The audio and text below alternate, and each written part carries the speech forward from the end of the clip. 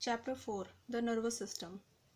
The nervous system is made up of brain, the spinal cord and the thousand of nerves. जो nervous system है वो हमारे brain से spinal cord और बहुत सारी nerves से मिलकर बना है. सबसे पहला topic है the brain. How do you remember the way to your friend's house? आपको कैसे अपने दोस्त के घर का रास्ता याद रहता है? Where do dreams comes from? कहाँ से सपने आते हैं?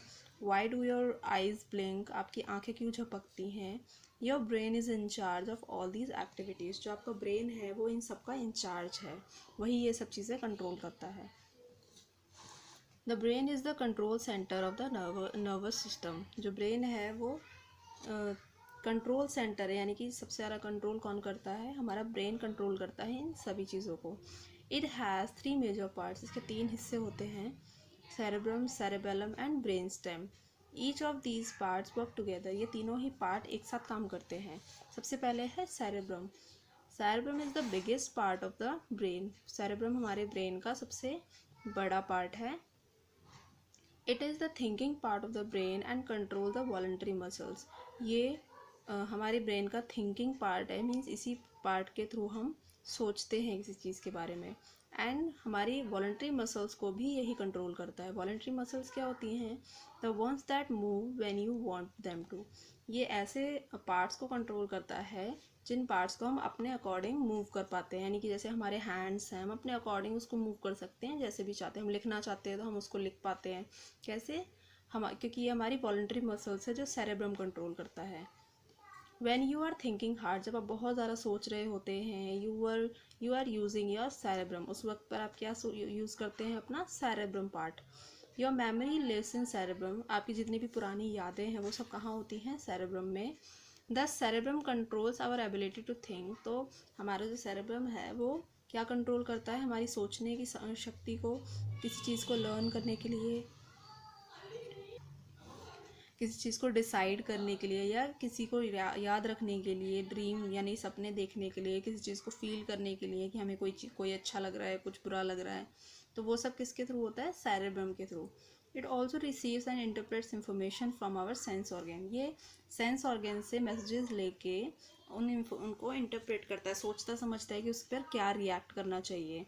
अब सेंस ऑर्गन्स क्या होते हैं? सेंस ऑर्गन जैसे हमारी आईज, हमारी नोज़, हमारे टंग, हमारे ईयर्स, हमारी स्किन, ये पांचों क्या होते हैं? हमारे सेंस ऑर्गन्स होते हैं जो हमें बाहर की दुनिया से कनेक्ट करते हैं. सेरेबेलम. नेक्स्ट पार्ट क्या है आपका? Cerebellum. Cerebellum is at the back of the brain. ये हमारे ब्रेन की बैक साइड में होता है, बिलो द सेरेब्रम. ये आपका सेरेब्रम है, तो इसके नीचे की तरफ सेरेबेलम होता है. It coordinates muscular activities and is responsible for balancing the body. ये हमारी मस्कुलर एक्टिविटीज़ को कंट्रोल करता है, यानी कि हमारी मसल से रिलेटेड जितनी भी एक्टिविटीज़ होती है, चलना फिरना, ये सब कौन कनेक्ट करता है? हमारी cerebellum. Because of your cerebellum you can stand upright. आपके सेरेबेलम की वजह से ही आप सीधे खड़े हो पाते हैं, अपना बैलेंस बना पाते हैं और यहाँ वहाँ मूव कर पाते हैं, यानी कि चल पाते हैं. Next is brain stem. Brain stem और मेडुला, इसको मेडुला भी कहते हैं, लाइज बिलो द सेरेब्रम. ये सेरेब्रम के नीचे होता है and in front of the cerebellum, और सेरेबेलम के ही बिल्कुल सामने. It connects the rest of the brain to the spinal cord. ये हमारे ब्रेन को किससे कनेक्ट करता है? स्पाइनल कॉर्ड से, यानी कि बचा हुआ जो हिस्सा है ये हमें हमारे किससे कनेक्ट करता है? स्पाइनल कॉर्ड से. It controls breathing. ये सांस लेने को कंट्रोल करता है, हमारी डाइजेशन को कंट्रोल करता है, एंड ब्लड सर्कुलेशन, हमारे खून की चाल को कंट्रोल करता है. It also controls our involuntary muscles. ये हमारी इनवॉलंटरी मसल्स को भी कंट्रोल करता है, ऐसी मसल्स जिनको हम अपने हिसाब से कंट्रोल नहीं कर सकते. अभी हमने वॉलंटरी मसल्स पढ़ा था जिनको हम कंट्रोल कर पाते हैं, और ये इनवॉलंटरी मसल जिनको हम कंट्रोल नहीं कर सकते, जैसे हार्ट और स्टमक, जैसे हमारा दिल और हमारा stomach. Next is the spinal cord. The spinal cord is a long bundle of nerves inside the spinal column and vertebrae that protects it. अब स्पाइनल कॉर्ड क्या होती है? ये बंडल होता है बहुत सारी नर्व्स का.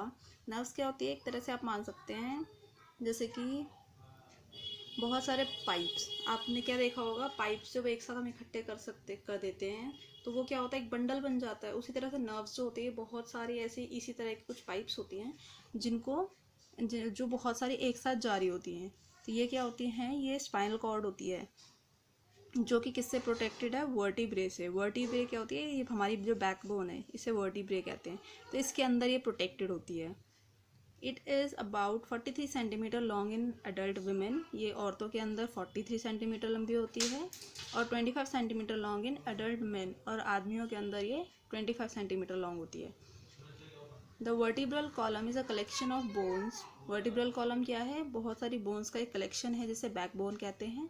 That houses the spinal cord, जो स्पाइनल कॉर्ड को रखती है अपने अंदर बचा के। Messages travel from the brain, message हमारे ब्रेन से ट्रैवल होकर स्पाइनल कॉर्ड के पास जाते हैं, यानी कि हमारे ब्रेन से पहले स्पाइनल कॉर्ड में जाएंगे, and then to all parts of the body, और फिर वहाँ से हमारे बॉडी के बाकी पार्ट्स तक। Similarly incoming messages enter the spinal cord, उसी तरह से हमारी बॉडी से मैसेजेस पहले स्पाइनल कॉर्ड के पास जाते हैं और फिर स्पाइनल कॉर्ड से पास होके ब्रेन के पास। Next is the nerves. अब नर्व्स क्या होती हैं, जैसे मैंने अभी आपको बताया अभी, तो नर्व्स क्या हैं, nerves are bundle of nerve cells. अब इसमें क्या होता है, बहुत सारे नर्व सेल्स होते हैं जो कि हमारी बॉडी में फैले हुए होते हैं। All parts of the nervous system contain certain cells called nerve cells और न्यूरॉन्स। हमारे जो नर्वस सिस्टम है, बहुत सारे इसमें सेल्स होते हैं जिन्हें नर्व सेल्स या न्यूरॉन्स कहा जाता है। Each nerve cell has a cell body, हर एक नर्व सेल की एक सेल बॉडी होती है। स्मॉल फाइबर्स कॉल्ड डेंड्राइट्स, छोटे छोटे नर्व सेल होते हैं, छोटे छोटे फाइबर्स होते हैं जिन्हें डेंड्राइट्स कहते हैं। Comes out from the cell body, जो कि हमारी सेल बॉडी के बाहर की तरफ होता है। ये हमारा नर्व सेल, यहाँ पे न्यूक्लियस होता है जिसके थ्रू यहाँ पर ये डेंड्राइट्स जा रहे हैं। A long fibre called action, ये पूरा आपका नर्व सेल होता है। तो नर्व सेल में यहाँ बीच में न्यूरॉन होता है, नर्व सेल के पास से डेंड्राइट्स जाते हैं और यहाँ से एक्सन। एक्सन क्या होती है, एक लॉन्ग फाइबर होती है, एक लंबी सी फाइबर होती है जो कि extend from one end of the cell body, जो एक साइड से, हमारे नर्व सेल के एक साइड से जारी होती है। Action carry signal from the brain, action क्या करती है, ब्रेन से सिग्नल लेती है, यानी कि ये ब्रेन से कनेक्टेड होती है, ये ब्रेन से सिग्नल लेती है और फिर स्पाइनल कॉर्ड के पास ले जाती है, और फिर डेंड्राइट्स जो होते हैं वो इंफॉर्मेशन वापस ब्रेन तक ले जाते हैं। नेक्स्ट, नर्व्स और ऑफ 3 टाइप्स। अब नर्व्स कितने तरह के होते हैं, 3 तरह के। पहले है सेंसरी नर्व्स, तो पहले है यहाँ पर कितनी तरह की होती है, sensory nerves, motor nerves and connected nerves. तो पहले है sensory nerves. Sensory nerves carry signals from the sense organs to the spinal cord and then to the brain. अब सेंसरी नर्व्स क्या करती हैं, सिग्नल्स को सेंस ऑर्गन से spinal cord तक ले जाती है और फिर स्पाइनल कॉर्ड से हमारे ब्रेन तक। These signals include temperature, smell, colour etcetera. Signals का मतलब क्या है, जैसे कि टेम्परेचर, यानी कोई चीज़ गर्म है या ठंडी है, उसकी स्मेल कैसी है, अच्छी बुरी, कलर कैसा है, ये सब मैसेजेस सेंस ऑर्गन से कहाँ पर जाता है, ब्रेन के पास, और इनको लेके कौन जाता है, सेंसरी नर्व्स। अब motor nerves. Motor nerves carry message from the brain and spinal cord to the muscles and glands. Motor nerves क्या करती है, मैसेजेस को ब्रेन से स्पाइनल कॉर्ड के पास ले जाती है और फिर वहाँ से मसल्स या ग्लैंड्स तक, यानी कि ये इसी का उल्टा काम करती है। सेंसरी नर्व्स हमारी बॉडी पार्ट से कहाँ पर मैसेज ले जा रही थी, ब्रेन तक, और मोटर नर्व्स क्या करती है, मोटर नर्व्स मैसेजेस को ब्रेन से कहाँ ले जाती है, स्पाइनल कॉर्ड के पास, और स्पाइनल कॉर्ड फिर हमारी बॉडी पार्ट्स के पास। These messages tells the muscles and glands to act, और यही जो मैसेजेस हैं ये हमारे मसल्स और ग्लैंड्स को एक्ट करने में, कुछ भी काम करने में हेल्प करती हैं। अब कनेक्टिंग नर्व्स क्या होती हैं, ये तीसरी नर्व्स हैं जो कि पास करती हैं मैसेजेस को, किसमें, सेंसरी नर्व सेल्स और मोटर नर्व सेल्स। अब ये जो होती है ये सिर्फ इन्हीं दोनों से कनेक्टेड होती है, ये ब्रेन तक नहीं जाती। नेक्स्ट, तो आप क्या करेंगे, अगर अपने चाय के गर्म कप को टच कर लिया है, you withdraw your hand immediately, आप जल्दी से अपना हाथ वहाँ से हटा लेंगे विदाउट इवन थिंकिंग, आप सोचेंगे भी नहीं उसके बारे में। सच एक्शंस दैट हैपन ऑटोमेटिकली, ऐसे एक्शन जो अचानक से अपने आप ही हो जाते हैं, विदाउट आवर थिंकिंग, हमारे सोचे बिना ही, आर कॉल्ड रिफ्लेक्स एक्शंस। तो ऐसे एक्शन क्या कहलाते हैं, reflex actions. In reflex action the brain has no role, इस टाइम पे ब्रेन का कोई काम नहीं होता, only the spinal cord is involve, सिर्फ स्पाइनल कॉर्ड इसमें काम करती है। When you touch a hot object, जब आप गर्म चीज़ को टच करते हैं, the sensory nerves convey the message, sensory nerve message को ले जाती है of the high temperature, इस बात के लिए कि चीज़ गर्म है, to the spinal cord, कहाँ पर spinal cord के पास। हमारी सेंसरी नर्व क्या करती है, मैसेज को ले जाती है कहाँ तक, स्पाइनल कॉर्ड तक, और बताती है कि वो चीज़ बहुत गर्म है। The signal is then pass to the motor nerves, और फिर डायरेक्टली मैसेज जो है ब्रेन के पास नहीं जाता, वो मोटर नर्व्स के पास ही पहुंच जाता है through the connected nerves, connecting nerves के through. The motor nerves carry the instruction to the muscle of the hand to withdraw the hand. तो क्या होता है, मोटर नर्व्स जो क्या करती हैं, जल्दी से इंस्ट्रक्शन देती है हमारी मसल्स को कि हाथ को वहाँ से हटाना है, और फिर हम जल्दी से अपना हाथ वहाँ से हटा लेते हैं। Blinking of eyes, withdrawing the foot when you step on a sharp object accidentally are other example of reflex action। आंखों को झपकना, यानी कि आंखों को हम झपकते हैं तो हम उसमें कुछ सोचते तो नहीं है ना कि अभी हमें अपनी आंखें झपकनी है, वो अपने आप ही होता रहता है। एंड विड्रॉइंग द फुट, और अपने पैर को किसी ऐसी चीज़ से हटाना जो बहुत शार्प है, गलती से आपने उसे पैर रख दिया है तो आप जल्दी से अपना पैर हटा लेते हैं वहाँ से। तो ये किसका एक्शन है, ये रिफ्लेक्स एक्शन है, जिसकी वजह से आप ऐसा कर पाते हैं। Next topic is be good to your brain. अपने ब्रेन के साथ आप अच्छा बिहेव करें, यानी कि आप जितना हेल्दी उसको खिलाएंगे उतना ही अच्छे से वो वर्क करेगा। Eat healthy food that contain potassium and calcium, ऐसी चीज़ें खानी चाहिए जिनमें पोटेशियम और कैल्शियम होता है। The two minerals that are important for the nervous system, ये दो चीज़ें ऐसी हैं जो हमारे ब्रेन के लिए, हमारे नर्वस सिस्टम के लिए बहुत अच्छी है। Get a lot of play time, अपने खेलने के लिए भी टाइम निकालिए, यानी कि एक्सरसाइज के लिए आप कुछ भी कर सकते हैं, आप इसके लिए भी टाइम निकालिए, वो भी बहुत ज़रूरी है। Wear a helmet when you ride your bike, जब भी आप अपनी साइकिल वगैरह चलाते हैं तो हेलमेट ज़रूर पहने, क्योंकि आपका ब्रेन प्रोटेक्ट होना बहुत ज़रूरी है। Use your brain by doing challenging activities such as puzzles, reading, making arts etcetera, that gives your brain a workout. अब ब्रेन की एक्सरसाइज कैसे होती है, ब्रेन की एक्सरसाइज इस तरह से भी होती है कि आप ऐसी चीज़ें करें जो जिससे आपका ब्रेन जो है उसको चैलेंज मिले, जैसे कि कैसे, पजल्स को सॉल्व करो, रीडिंग करो बहुत सारी, और मेकिंग आर्ट्स, कुछ अच्छी अच्छी आर्ट बनाओ, और इससे क्या होगा, आपके ब्रेन का वर्कआउट होगा, ब्रेन की भी एक्सरसाइज होगी इस तरह से। Next, our sense organs. अब हमारे सेंस ऑर्गन्स के बारे में हम पढ़ेंगे। अभी मैंने आपको बताया था सेंस ऑर्गन्स होते क्या हैं, अब उनके बारे में हम पढ़ेंगे कि वो कैसे कैसे वर्क करती है। The eyes, ears, nose, tongue and skin are our sense organ, ये पांचों क्या होते हैं, हमारे सेंस ऑर्गन होते हैं। सबसे पहले eyes, the organ of site, हमारी कौन सी साइट, क्या है ये एक ऐसा ऑर्गन है जिससे हम देख पाते हैं।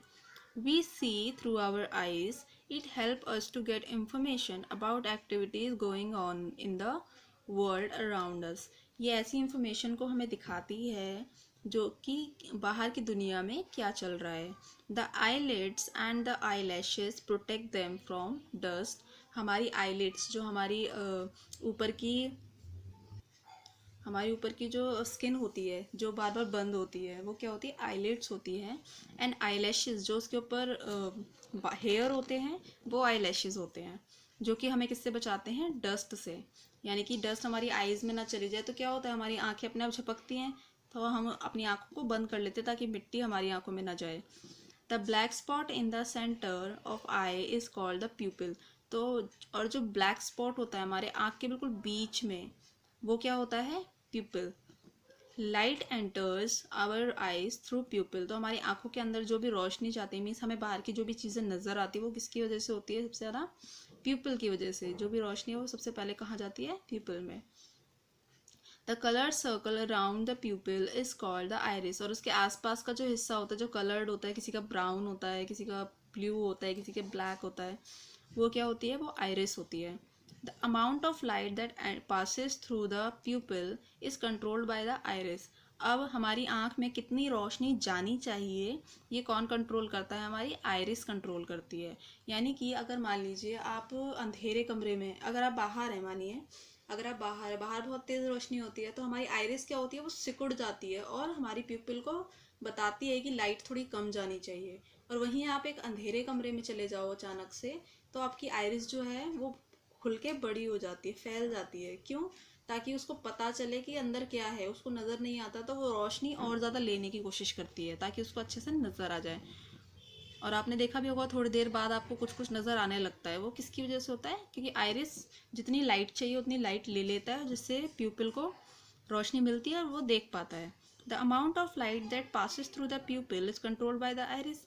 The pigmentation of the iris is colour to eyes. अब पिगमेंटेशन ऑफ आइरिस, आइरिस का पिगमेंटेशन क्या देता है? हमारी आइज को एक कलर देता है। पिगमेंट क्या होता है? मान लीजिए आप, एक तरह का लिक्विड होता है जो हमारी आइज को कलर देता है कि हमारी आइज किस कलर की होंगी। The optic nerve carries messages from the eye to the brain. अब ऑप्टिक नर्व क्या करती है? ये हमारी आई में से मैसेजेस को हमारे ब्रेन तक पहुंचाती है। यहाँ पर हमारी ऑप्टिक नर्व है। ये क्या करती है? हमारे आइज में जितने भी मैसेज आ रहे हैं वो कहाँ पहुंचाती है? हमारे ब्रेन तक। हाउ डू वी सी, हम देखते कैसे हैं? वेन वी सी समथिंग, जब भी हम कुछ देखते हैं, what we are seeing is actually reflected by reflected light. वो क्या होता है? वो हमेशा क्या होती है? एक रिफ्लेक्टेड लाइट होती है। मीन्स अगर रोशनी नहीं होगी तो आपको कुछ नज़र नहीं आएगा। तो हर चीज़ पर जब रोशनी पड़ती है तो उससे जो रिफ्लेक्शन आता है वो हमारी आइज़ तक जाता है और फिर हमें पता चलता है कि वो चीज़ कैसी है। Light rays bounce off objects and enters into our eyes. अब क्या होता है? आप किसी बॉल को फेंको दीवार पे, बॉल को आपने फेंका तो वो क्या होगा? वो बॉल वापस आपकी तरफ आएगी, अब किसी भी साइड जाएगी। तो उसी तरह से लाइट जो होती है, लाइट किसी ऑब्जेक्ट पर जाती है और फिर वापस आती है हमारी आइज तक, और तब हमें नजर आता है कि वो चीज़ कैसी है।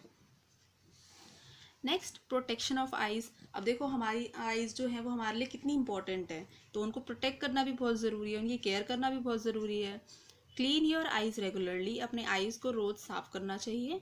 Do not read in a moving car और बस, जब भी आप किसी कार में या बस में बैठे हैं, अगर वो चल रही है उस टाइम पर रीड नहीं करना चाहिए। हमारी आइज को बहुत ज़्यादा प्रेशर पड़ता है तो वो चीज़ अच्छी नहीं होती।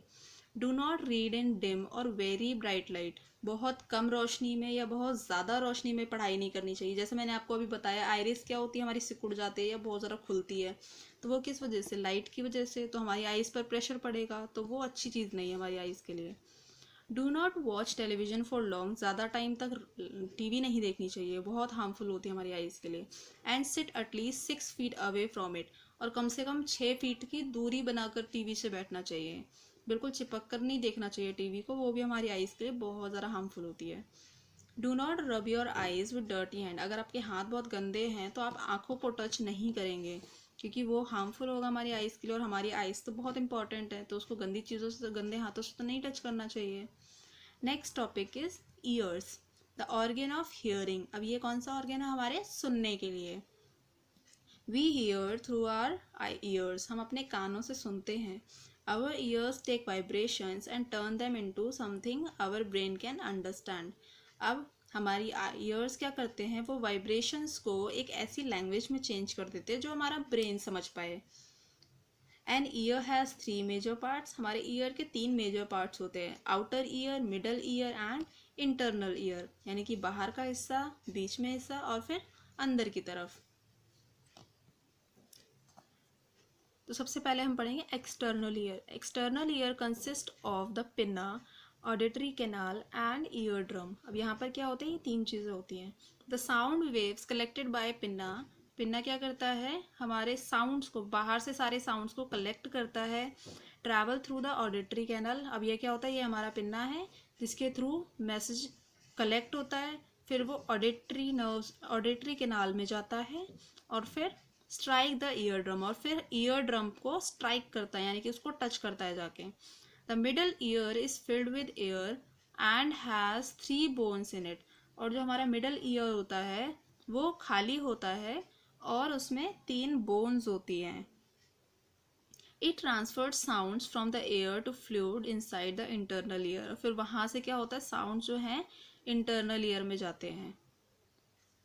It has an internal organ called cochlea, फिर उसमें कॉक्लिया होती है. This organ help to take the vibration and translate them into electrical signals for the nerve to send it to the brain. अब ये कॉक्लिया क्या करता है, ये सारे सिग्नल्स को लेता है, यानी कि सारे जितने भी साउंड्स आ रहे हैं उनको अपने पास लेता है, फिर उसको उनको वाइब्रेशंस को वो ऐसी इलेक्ट्रिकल सिग्नल्स में चेंज करता है जो हमारे ब्रेन तक पहुँचे. किसके थ्रू? नर्व के थ्रू. और फिर ये हमारे ब्रेन तक पहुँच जाता है. अब ये देखिए, ये भी कितना इंपॉर्टेंट है हमारी बॉडी का हिस्सा, जो हमें बाहर की इतनी सारी लैंग्वेजेस को, इतनी सारी आवाज़ों को, हर तरह के साउंड को सुनने में मदद करता है. तो इसकी भी प्रोटेक्शन बहुत ज़रूरी है. तो प्रोटेक्शन ऑफ ईयर्स. अब ईयर्स का प्रोटेक्शन कैसे कर सकते हैं हम? Never hear loud music. बहुत ज़्यादा लाउड म्यूज़िक नहीं सुनना चाहिए, बहुत हार्मफुल होता है हमारे ईयर्स के लिए. Never use a match stick और a hair pin to clean your ears. अपने कानों को साफ़ करने के लिए मैच स्टिक यानी कि माचिस की तीली या कोई हेयर पिन कान में नहीं डालनी चाहिए. Consult a doctor in case of year एक. अगर आपके कान में दर्द हो रहा है तो अपने आप कोई एक्सपेरिमेंट ना करके डॉक्टर के पास जाना चाहिए, उनसे सलाह लेनी चाहिए. Next is the nose, the organ of smell. Nose क्या है? हमारे सूंघने का ऑर्गन है. We use our nose to smell things. हम अपने नोज़ का इस्तेमाल करते हैं किसी भी चीज़ को स्मेल करने के लिए, सूंघने के लिए. There are millions of tiny little hair inside our nose. हमारी नोज़ के अंदर बहुत सारे छोटे छोटे हेयर होते हैं. These hair trap dust particles that enter our nose and filter the air. अब ये हेयर का काम क्या होता है? ये बाहर की जो भी, जब हम कोई चीज़ सूंघते हैं तो डस्ट भी होती है बाहर, तो ये हेयर क्या करते हैं? डस्ट को रोक लेते हैं और हमारी एयर, जो आसपास की एयर होती है, उसको फिल्टर कर देते हैं. These hairs are connected to small sensors which send signals to our brain about smell. और यही जो हेयर होते हैं ये कनेक्टेड होते हैं एक स्मॉल सेंसर से. छोटे छोटे सेंसर्स होते हैं जो कि सिग्नल्स को हमारे ब्रेन तक पहुंचाते हैं और बताते हैं कि स्मेल कैसी है. किसके थ्रू? विया द ऑल्फैक्टरी नर्व. और यहाँ पर क्या होती है? ऑल्फैक्टरी नर्व होती है, जिसके थ्रू ये मैसेजेस ब्रेन तक जाते हैं. जैसे अभी हमने आइज़ के बारे में पढ़ा था, आइज़ में कौन सी नर्व होती है? ऑप्टिक नर्व होती है, जो हमारे ब्रेन तक मैसेज पहुंचाती है. उसी तरह नोज़ में ऑल्फैक्टरी नर्व होती है, जो हमारे ब्रेन से मैसेजेस को पहुंचाती है. We smell things when they emit small molecules that float in the air and ends up in our nose. हम किसी चीज़ को स्मेल कैसे कर पाते हैं कि उसकी स्मेल अच्छी है या बुरी? तो वो एयर में, हवा में ही कुछ ऐसे मॉलिक्यूल्स होते हैं जो उड़ रहे होते हैं और फिर हमारी नोज़ तक पहुंचते हैं. Smelling helps us in many ways. अब क्या होता है? वो सारे हमारे नोज़ तक पहुंचते हैं, उसके बाद हम उसको सूंघते हैं, तो हमारे जो हेयर्स के थ्रू जो हमारे सेंसर्स कनेक्टेड होते हैं वो अल्फैक्टरी नर्व के थ्रू मैसेजेस को ब्रेन तक पहुंचाता है कि उसकी स्मेल कैसी है. तो अब नोज़ भी बहुत इंपॉर्टेंट है, तो उसको भी प्रोटेक्ट करना बहुत ज़रूरी है. अब हम स्मेलिंग जो है हमें हेल्प कैसे करती है? It makes our food taste better. जब हम किसी चीज़ को स्मेल करते हैं, अगर उसकी स्मेल बहुत अच्छी है तो हमें उसको खाने में भी बहुत मज़ा आता है, तो वो हमारे फूड के टेस्ट को और अच्छा कर देती है. It also helps to warn us from bad things. और ये हमें ऐसी चीज़ों से बचाती है जो चीज़ें सड़ी हुई हैं या जल गई हैं. तो वो हमें कैसे पता चलता है? हमारी नोज़ के थ्रू. हम उसको स्मेल कर पाते, तभी तो हमें पता चलता है कि कोई चीज़ ख़राब हो गई है, वरना तो हमें पता ही नहीं चलेगा. तो इसको, इसलिए नोज़ बहुत इंपॉर्टेंट है, तो हमें इसको भी प्रोटेक्ट करना बहुत ज़रूरी है. Keep your nose clean. अपनी नोज़ को क्लीन रखना चाहिए. The hair is your nose filter dirt, so always breathe through your nose. तो हमारी नोज़ में क्योंकि हेयर होते हैं जो हमारे फिल्टर का काम करते हैं, तो हमेशा अपनी नोज़ से सांस लेना चाहिए, मुंह से नहीं. Do not prick your nose. अपनी नोज़ को ज़्यादा कुछ शार्प चीज़ यूज़ नहीं करनी चाहिए. Do not use a dirty hanky. कोई डर्टी हैंकी यूज़ नहीं करना चाहिए अपनी नोज़ को क्लीन करने के लिए. It may cause infection. उसकी वजह से आपको इन्फेक्शन हो सकता है. Tongue, the organ of taste. अब टंग क्या है? ऑर्गन है हमारे टेस्ट का. We use our tongue to taste things. हम टंग का यूज़ क्यों करते हैं? किस चीज़ को टेस्ट करने के लिए. The tongue use taste buds. अब टंग पर क्या होते हैं? टेस्ट बर्ड्स होते हैं और सेंसर सेल्स. इन्हीं को हम सेंसर सेल्स भी कह सकते हैं. To determine the type of food, ताकि हमें पता चल सके कि फूड कैसा है, किस तरह का है. Send taste signals back to our brain. फिर हमारे ब्रेन तक मैसेज जाता है कि उस फूड का टेस्ट कैसा है. The tongue can taste our different flavours. जो टंग है वो अलग अलग फ्लेवर्स को पहचान सकता है, बिटर, सोर, सॉल्टी एंड स्वीट। कौन कौन से? या तो बिटर कड़वा होगा, खट्टा होगा, सॉल्टी होगा या मीठा होगा। When we eat something, the flavor comes from the combination of taste and smell। और उसी के बाद हम किसी चीज़ को स्मेल कर पाते हैं, टेस्ट कर पाते हैं, तो हमें उसका फ्लेवर और ज़्यादा अच्छा लगता है या पता चलता है कि वो कैसा है। Protection of tongue. अब इस टंग, हमारी जो टंग है वो इतनी इंपॉर्टेंट है तो उसको प्रोटेक्ट करके रखना ही बहुत ज़रूरी है। तो avoid eating very spicy food. बहुत स्पाइसी फूड नहीं खाना चाहिए, वो हमारे टंग के लिए हार्मफुल होता है। Use a tongue cleaner to clean the tongue. अपनी टंग को क्लीन करने के लिए टंग क्लीनर का यूज़ करना चाहिए। Avoid drinking very hot beverages. बहुत गर्म चीज़ों को नहीं पीना चाहिए, हमारी टंग के लिए वो अच्छा नहीं होता।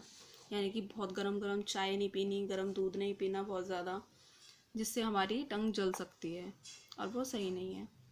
Next is skin, the organ of touch and feel. Skin क्या है? हमारी टच, किसी भी चीज़ को टच करने के लिए और उसको फील करने के लिए बहुत इंपॉर्टेंट ऑर्गन है।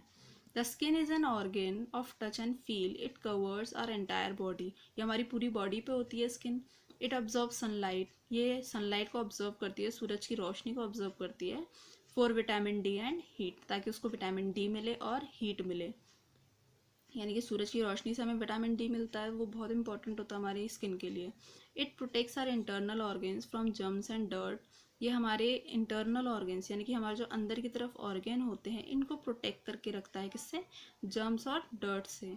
There are millions of nerve endings attach to the skin which help us to feel heat, pain, pressure and cold.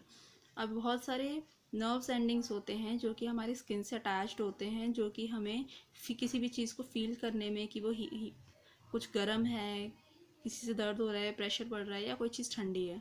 It regulates our body temperature. ये हमारे बॉडी के टेम्परेचर को रेगुलेट करता है बाय कंट्रोलिंग ब्लड फ्लो।